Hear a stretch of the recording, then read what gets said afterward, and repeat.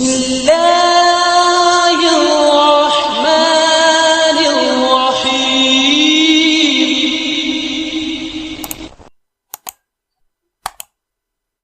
الحمد لله نحمده ونستعينه ونستغفره ونؤمن به ونتوكل عليه ونعوذ بالله من شرور أنفسنا ومن سيئات أعمالنا من يهده الله فلا مضل له ومن يضلله فلا هادي له ونشهد أن لا إله إلا الله وحده لا شريك له ونشهد أن سيدنا وسندنا وشفيعنا وحبيبنا وأولانا ومولانا محمدا عبده ورسوله أرسله الله تعالى بالحق كافة للناس بشيرا ونذيرا وداعيا إلى الله بإذنه وسراجا منيرا. أما بعد فأعوذ بالله من الشيطان الرجيم. يا أيها الذين آمنوا اصبروا وصابروا ورابطوا. وعن ابن مسعود رضي الله تعالى عنه أن رسول الله صلى الله عليه وسلم قال: إنها ستكون بعدي أثرة وأمور تنكرونها. قالوا يا رسول الله صلى الله عليه وسلم فما تأمرنا؟ قال: تؤدون الحق الذي عليكم وتسألون الله الذي لكم. متفق عليه. والأثرة الانفراد بالشيء عمن له فيه حق أو كما قال عليه الصلاة والسلام. صدق الله مولانا العظيم وصدق رسوله النبي الكريم ونحن على ذلك لمن الشاهدين ومن الشاكرين والحمد لله رب العالمين. محترم سامعین کرام، حضرت عبداللہ ابن مسعود رضی اللہ تعالیٰ عنہ کی ایک روایت ہے. حضرت عبداللہ ابن مسعود رضی اللہ تعالیٰ عنہ فرماتے ہیں کہ اللہ کے پیارے حبیب حضرت محمد الرسول اللہ صلی اللہ علیہ وسلم نے ارشاد فرمایا کہ میرے بعد تم دیکھو گے خود غرضی اور ناانصافی اور ایسے امور اور معاملات جن کو تم پسند نہیں کرو گے. تو حضرات صحابہ کرام رضوان اللہ تعالی علیہم اجمعین نے عرض کیا: یا رسول اللہ صلی اللہ علیہ وسلم، ایسے حالات میں آپ ہمیں کیا صلاح دیتے ہیں، کیا حکم دیتے ہیں، آپ ہماری کیا رہبری کرتے ہیں، ہمیں کیا کرنا چاہیے؟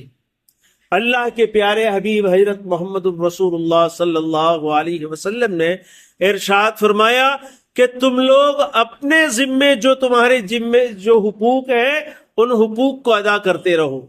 تمہارے جو ذمہ داریاں ہیں ان ذمہ داریوں کو پورا کرتے رہو. جو فرائض تمہارے ذمے ہیں ان فرائض کو ادا کرتے رہو. اور جو تمہارا حق ہے کسی سے لینے کا، اس معاملے میں دوسرے سے مطالبے کے بجائے اللہ سے دعا کرتے رہو. اپنے حق کے وصول کرنے کے لیے کیا کریں؟ اللہ سے دعا کرتے رہے. اور جو ذمہ داریاں تمہارے اوپر ہے، جو فرائض تمہارے اوپر ہے، جو حقوق دوسروں کے تمہارے اوپر ہے، اسے ادا کرتے رہو. بس یہ کام کرنا ہے کہ حق دوسروں کا ادا کرنا ہے اور اپنی ذمہ داری کو پورا کرنا ہے. اور ہمارا جو حق ہے وہ کسی سے مانگنا نہیں ہے، بلکہ اس کے لیے اللہ سے دعا کرتے رہنا ہے. اللہ تعالی شانہ اس کا انتظام فرمائیں گے. اس روایت کو امام بخاری رحمۃ اللہ علیہ نے اور امام مسلم رحمۃ اللہ علیہ دونوں حضرات نے روایت کیا ہے. یہاں پر علماء نے لکھا ہے کہ صاحب کتاب اس حدیث کو صبر کے باب میں لائے ہیں، اس لیے کہ یہاں جو بات اللہ کے رسول صلی اللہ علیہ وسلم نے ارشاد فرمائی ہے اس کے لیے صبر اور تحمل لازم اور ضروری ہے. یہاں علماء فرماتے ہیں دو باتیں ہیں. ایک تو یہ ہے کہ اپنی ذمہ داریوں کو، اپنے فرائض کو ادا کرنا.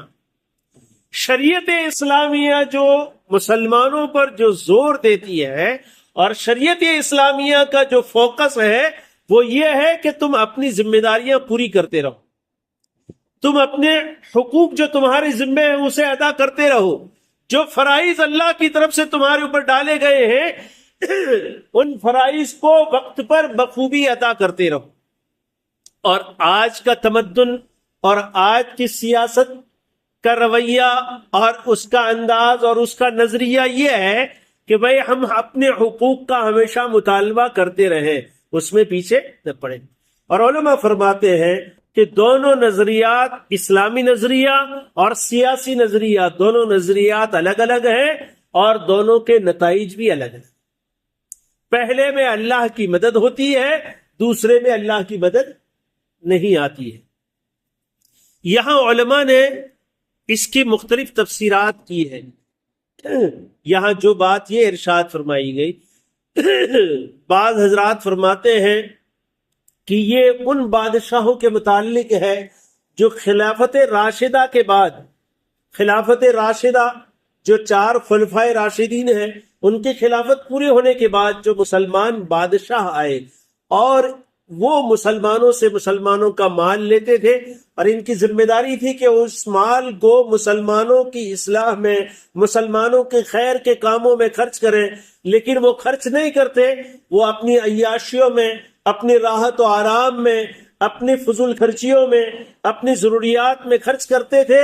تو اس کی طرف اشارہ ہے کہ اللہ کے رسول صلی اللہ علیہ وسلم نے فرمایا کہ ایسا تم دیکھو تو تمہیں ان سے الجھنے کی ضرورت نہیں ہے، تم اپنی ذمہ داریاں پوری کرتے رہو، اور تمہارے حقوق اگر تمہیں نہیں ملتے تو اس کے لیے کسی سے مطالبہ مت کرو، اللہ سے مانگتے رہو، اللہ تعالیٰ تمہارے حقوق کا انتظام کرے گا۔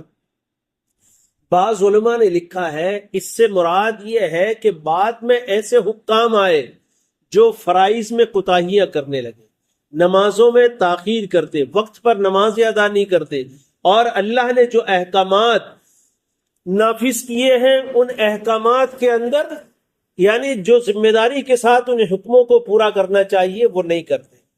تو اس وجہ سے جو حالات کھڑے ہوئے ان حالات کی طرف اس میں اشارہ ہے۔ یہاں علماء فرماتے ہیں کہ آج کے جو حالات، جن حالات سے اس وقت پورے عالم میں اور خصوصاً ہندوستان کے مسلمان جہاں گزر رہے ہیں، ان حالات کی طرف بھی اشارہ ہو سکتا ہے کہ آج مسلمانوں کی اپنی جائیداد، مسلمانوں کی اپنی املاک اور مسلمانوں کی اپنی پراپرٹیز پر آج حکومت نے نگاہ بگاڑی ہے اور وہ اس پر پوری طرح قبضہ کر کے مسلمانوں کے مفاد سے اس کو نکال کر اپنی ذاتی مفاد میں اس کو استعمال کرنا چاہتی ہے۔ تو ایسے موقعوں پر مسلمانوں کو کیا کرنا چاہیے؟ تو اس سلسلے میں علماء فرماتے ہیں اس حدیث پاک میں اشارہ اس بات کی طرف ہے کہ مسلمانوں کو چاہیے کہ جو فرائض اللہ کی طرف سے ان کے اوپر لازم کیے گئے ہیں ان فرائض میں کوتاہی نہ کرے، اور ان فرائض میں کوتاہی کی وجہ سے یہ حالات پیدا ہوتے ہیں۔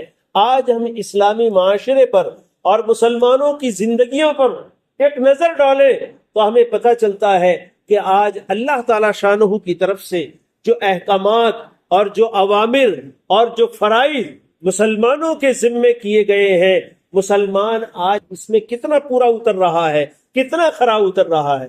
اور دوسری باتیں چھوڑیے دوستو، ایک نماز ہی کا حکم لے لیجئے، ایک نماز ہی کا حکم لے لیجئے۔ علماء فرماتے ہیں کہ 99% مسلمان ایسے ہیں جو مسجدوں سے دور ہیں، 99% مسلمان مسجدوں سے دور ہے، اور 1% مسلمان جو مسجد میں آتا ہے اس کا دل بھی مسجد میں لگتا نہیں ہے۔ وہ اس کوشش میں ہوتا ہے کہ سب سے اخیر میں آوے اور جلدی سے مسجد سے نکل کر، حالانکہ جیسے جمعہ کے دن کے بارے میں ہم پہلے اس چیز کو بیان کر چکے ہیں کہ بھئی جمعہ میں اول وقت آنے کی کیا فضیلت، سب سے پہلا جو شخص آتا ہے حدیث پاک میں اس کی کیا فضیلت بیان کی گئی، دوسرے نمبر پر آنے والے کے کیا فضائل بیان کیے گئے، تیسرے نمبر پر آنے والے کے کیا فضائل بیان کیے گئے۔ لیکن ان ساری چیزوں کو سننے کے بعد بھی ہمارے دلوں میں وہ شوق پیدا نہیں ہوتا کہ اب مسجدیں اذان سے پہلے بھر دیں، اس کا شوق پیدا نہیں ہوتا۔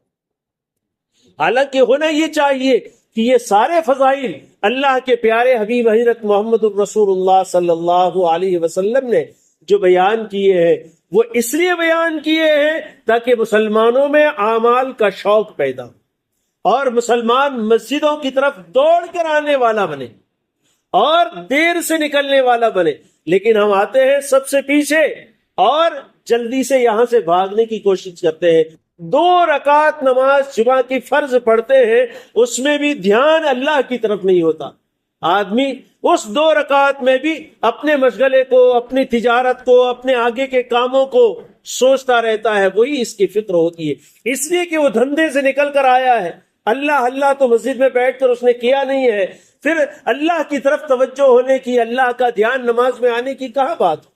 اور جلدی سے اسے بھاگنے کی فکر ہے، نہ وضو اچھی طرح کرتا ہے، نہ نماز خشوع اور خضوع سے پڑھتا ہے۔ تو عرض یہ کر رہا تھا دوستو کہ ایک حکم نماز کا وہ بھی 100% مسلمانوں کی زندگی میں پوری طرح زندہ نہیں ہے۔ ایک قلیل تعداد ہے جو نماز کو سمجھتی ہے، نماز کو جانتی ہے، مسجد میں آتی ہے، اور وہ آنے والی تعداد بھی نماز کو اس کے حق کے ساتھ ادا نہیں کرتی۔ پھر یہ حالات آنے والے ہیں۔ اللہ کے پیارے حبیب حضرت محمد الرسول اللہ صلی اللہ علیہ وسلم نے اس حدیث پاک میں اس بات کی خبر دی ہے کہ میرے بعد تم بے انصافی دیکھو گے، خود غرضیاں دیکھو گے۔ اس کی مختلف چیزیں، تفسیریں آگے ہم نے عرض کی۔ ایک تفسیر آج کے حالات پر اسے منتقل کر سکتے ہیں کہ مسلمانوں کی جو جائیداد، جو املاک مسلمانوں کی اپنی ہیں، جو مسلمانوں کے مفاد میں استعمال ہونی چاہیے، لیکن آج حکومتوں کی نگاہ اس پر بگڑی ہے۔ وجہ اس کی دوستو ہماری کمزوریاں ہیں اعمال کے اعتبار سے۔ اگر مسلمان 100% اعمال پر جم جائے، مسجدوں والا بن جائے، مسجد میں اس کا دل لگنے لگے، اس کی زندگیاں مسجد کی اور مسجد سے باہر والی، یعنی مسجد سے باہر کی زندگی بھی مسجد والی۔ دوستو ایک کوشش ہماری یہ تھی کہ مسلمانوں کی مسجد سے باہر کی زندگیاں یہ مسجد والی بن جائیں، لیکن آج دوستو اس کا الٹا ہے کہ مسلمان بازار سے بازار کی فکریں لے کر مسجد میں آتا ہے اور مسجدیں بھی اس کی بازار کی فکروں والی بن گئی۔ مسجد والی زندگی لے کر بازار جانا تو دور رہا، آج بازار کی فکریں مسجد میں آ گئی اور مسجدیں بازار والی، مسجد کی زندگی بازار والی زندگی بن گئی، یعنی روح بالکل ختم ہو گئی۔ دوستو آج 100% ہماری فکریں، ہماری محنتیں، دیکھیے ہمارا جو یہ باڈی ہے اور ہماری یہ جسم ہے، ہم جو حرکت اور نقل و حرکت کرتے ہیں اس میں 2 چیزیں ہیں، ایک تو ہمارا جسم ہے، دوسرا ہماری روح ہے۔ جسم جو ہے وہ دنیا کی طرف راغب ہے، کھانے پینے کی طرف راغب ہے، عیش و عشرت کی طرف راغب ہے، دنیا کی عیاشیوں کی طرف راغب ہے، اور روح کی رغبت اللہ کا ذکر ہے، روح کی رغبت مسجدیں ہیں، روح کی غذا مسجدیں ہیں۔ لیکن دوستو آج ہم نے روح پر محنت نہیں کی، اور روح پر محنت نہ ہونے کی وجہ سے زندگیاں اعمال سے خالی ہے۔ مسجد میں آنے کے بعد بھی اللہ کی طرف دھیان اور توجہ نہیں ہے۔ دوستو اس پر اور بھی بہت سی تفصیلیں اپنے کر سکتے ہیں، ابھی اس کا موقع نہیں ہے، اللہ نے چاہا تو اس پر کچھ چیزیں آئندہ عرض کریں گے، لیکن ضرورت مسلمانوں کو اس بات کی ہے کہ مسلمان روح پر محنت کریں، اعمال کو 100% اپنی زندگیوں میں زندہ کریں، تقوی پیدا کریں، اللہ کا ڈر پیدا کریں، تو دنیا کی کوئی طاقت نہیں ہے جو تمہاری طرف آنکھ اٹھا کر دیکھ سکے۔ دوستو آج بھی ایسی ہستیاں اس دور میں موجود ہیں جن کے پاس نہ ٹیکنالوجی ہے، جن کے پاس نہ اسباب ہے، جن کے پاس نہ دنیاوی اور عصری ایجوکیشن ہے۔ ہم یہ سمجھتے ہیں کہ ایجوکیشن نہیں ہے اس لیے مسلمان پیچھے ہیں، حالانکہ آج ایجوکیشن کے بعد بھی ہم پیچھے ہیں۔ جن کے پاس نہ تو ایجوکیشن ہے، نہ ٹیکنالوجی ہے، نہ عصری وسائل ان کے پاس ہے، ان کی زندگیوں میں صرف اور صرف ہے تو تقوی ہے، اللہ کا ڈر ہے، 100% اللہ کے احکام ہے، محمد الرسول اللہ صلی اللہ علیہ وسلم کی نورانی سنتیں ان کی زندگیوں میں ہے۔ آج دنیا کی سپر پاور طاقتیں ان کے سامنے گھٹنے ٹیک رہی، یہ عصری علوم کی وجہ سے یا ٹیکنالوجی کی وجہ سے نہیں ہے، وہ ساری چیزیں ان کے پاس ہیں، ان تمام چیزوں سے یہ خالی ہے، تقوی سے ان کی زندگیاں بھری ہوئی ہے۔ وہ بڑی بڑی طاقتیں، سپر پاور سمجھنے والے ان کے سامنے گھٹنے ٹیک رہے ہیں۔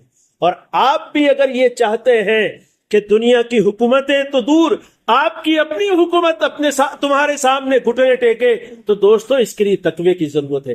ٹیکنالوجی کی ضرورت نہیں ہے، مال کی ضرورت نہیں ہے، اسباب کی ضرورت نہیں ہے، ایجوکیشن کی ضرورت نہیں ہے۔ اس سب کے بعد اگر تقوی نہیں ہے تو آپ زیرو ہے۔ اللہ کا ڈر ضروری ہے، تقوی ضروری ہے، اللہ کے احکام زندگیوں میں ضروری ہے، محمد الرسول اللہ صلی اللہ علیہ وسلم کی سنتیں اور آپ کا طریقہ ضروری ہے، جو دنیا کی طاقتوں کو آپ سے ڈرنے پر مجبور کرے گا، آپ کے سامنے گھٹنے ٹیکنے پر مجبور کرے گا۔ اللہ تعالیٰ شانہ ہمیں کہنے سننے سے زیادہ عمل کی توفیق عطا